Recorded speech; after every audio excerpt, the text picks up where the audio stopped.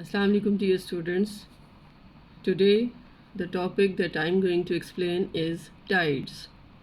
How tides are formed. First of all, I will slightly define the tides. What are tides? Tides are actually created by the rise and fall of the sea. When the sea rises, it creates a high tide. When it goes back, so this creates a low tide.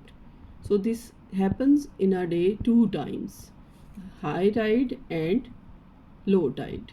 So this is happening because of what?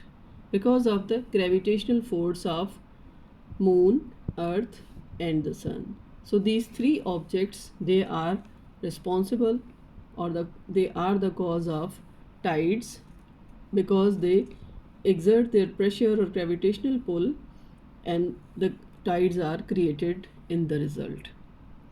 The sun and moon, they act like magnets on the earth. We call this force gravity.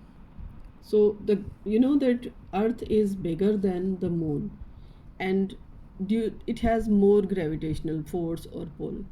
So moon is revolving round the earth because the force of gravity is more on earth than on moon.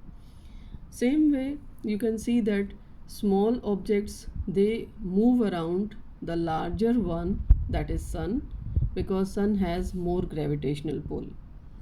So both the sun and the moon try to pull the earth towards them, but the earth is whizzing round so fast that they cannot move it. The seas and oceans are loose on the surface and can be pulled by gravity into heaps. Sometimes the sun and moon are pulling the same direction. The same direction when they pull, so that the body of water is higher.